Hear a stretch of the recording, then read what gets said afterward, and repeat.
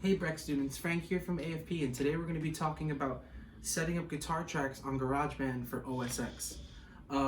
If you've been following my videos on GarageBand for iOS, you might spot some small process similarities. But before we begin, you might want to take a look at investing in some of the equipment I might center our video around. Like for instance, these two pieces of device here are called audio interfaces. They basically help with getting audio recorded onto your computer, and they're different shapes. They come in different shapes and different sizes. This one is a little more expensive than this one.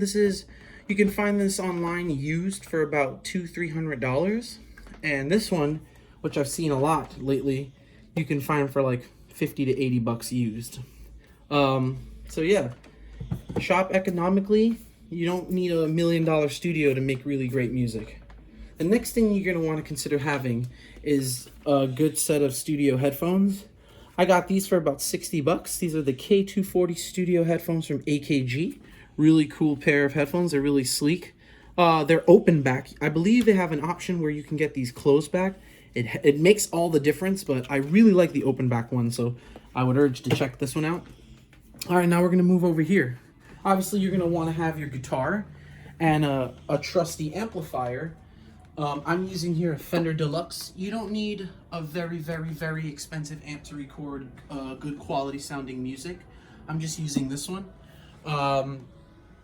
And let me take this bad boy off to show you. You might want to get a trusty condenser microphone. This right here is an SM57 by Shure. They sell replicas of this microphone for way cheaper. I believe this microphone goes brand new for about $100. They sell this used for like anywhere between $60-70. You know, it may come a little dinged, but as long as it's working and it gets the job done, that's all I care about. So, to get started, what we're going to want to do is we're going to want to have our microphone just at least 2 inches or maybe an inch and a half away from the speaker cone of the amplifier. Now, it really depends on, how you want the guitar to sound. So you can move this around, but I would always prefer to have it like at least an inch and a half to 2 inches away from the speaker cone. All right? And then what we're going to do is we're going to come over to the computer. I'm going to grab the guitar.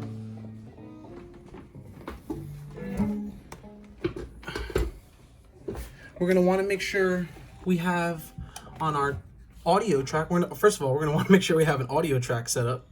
So how we do that, I'm just going to delete this. You go right here to the center microphone. Make sure your input 1 is selected. Click create. Now, as you can see, there's a couple of buttons here. I have my track header components activated to show my record enable and my input monitoring. So that's something I recommend when you're setting up a track. Try to have these 2 buttons enabled because it's just so easy to hear yourself. So I'm going to go ahead and put my headphones on. Sorry. Got my trusty fiance helping me record this. Thank you very much. All right. So now what you're going to want to do is you're going to want to make sure that you have level. And I do. You can see the audio. But I'm just gonna, I know you guys can't probably hear it, and I'm trying to figure out a way around that right now. But through your headphones, you're just gonna wanna just really look for it in your ear. You don't want the guitar signal to be too loud. I would say have it right about, like right here. If this is where the fader is when you start the track and you set up the track, I would say have it just a little after the fader.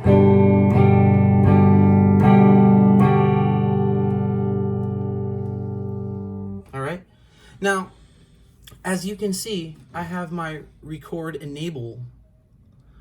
It's flashing, and that means basically that the track is armed. So, and you can also see that my monitoring button is on, so I can basically hear myself through the headphones. This helps with, keeping on time. My metronome is on, and I'm about to set my BPM.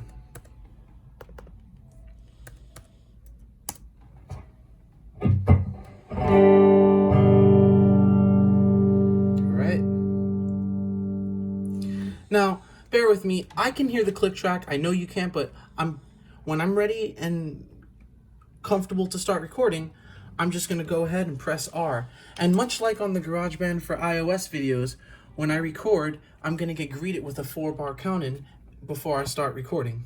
Now, the way I like to record my guitar tracks is I always come in on 2 instead of 1. I come in on the 2nd bar. It's just helpful for me with editing, and I just like having that small space so I can move it around and use it as a clip later. But we'll get to that.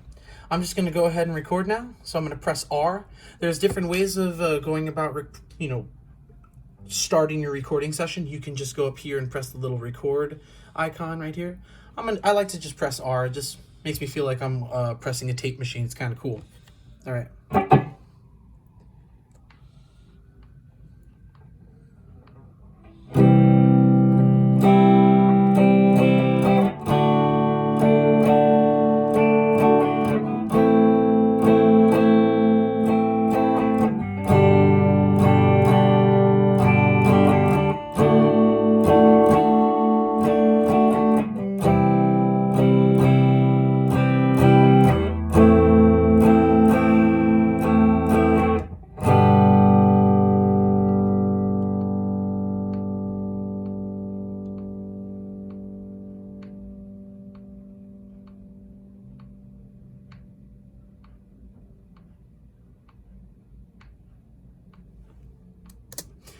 So yeah, I like to, if I'm playing long notes, I really like to let that note die on its own. I don't really stop the guitar from playing unless it's completely necessary. I think just getting the most out of the track and letting the guitar, when it's a long and beautiful note like that, letting it fade out is really cool and helps out for your recording later. So now that I got my little guitar taken, I'm going to put down my headphones. And here's another piece of equipment you want to invest in the future when you want to take your recording to the next level. You want to get a good set of reference monitors. Reference monitors are small speakers that you can listen to music out of. They're not necessarily like speakers to like hook up to your TV or hook up to your stereo, but they're speakers that really help you hear everything within your mix. Now, there are reference monitors that are $100, and there are reference monitors that are $25,000. I would say get the monitors that best fit treat your pocket. Like it's not too expensive. You can get something for $100 for if you're a beginner. You don't need a multi-million-dollar studio to make great music. I can't stress that enough. So I have a pair of Alesis 5-inch studio monitors that I'm not going to show you right now because they're in an awkward place.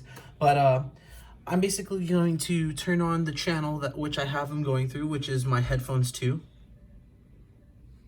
You would usually run a studio monitors out through your outputs 1 and 2 on-in audio interface. But for this video, I just want to show you that you really don't need really expensive studio monitors. So I'm just gonna use these.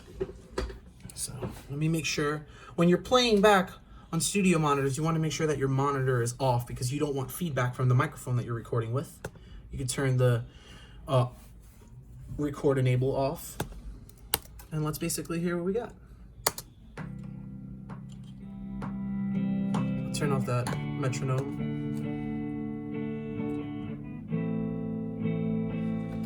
I'll raise the monitors.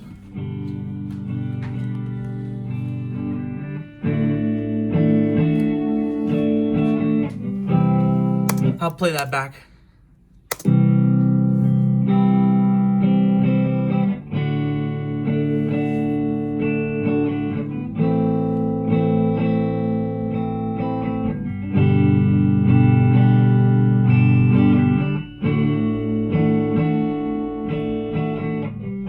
My G string kind of went out on me I had the guitar sitting for a while, but with the line with that track leveled like that with the microphone, the way I had the microphone leveled, not too over the fader. I haven't touched the track volume. I haven't moved it. It just gives you a really nice clean guitar tone. You don't hear too much noise. You don't hear too much of the amp. So yeah, that's basically how you create a guitar track on GarageBand for OSX.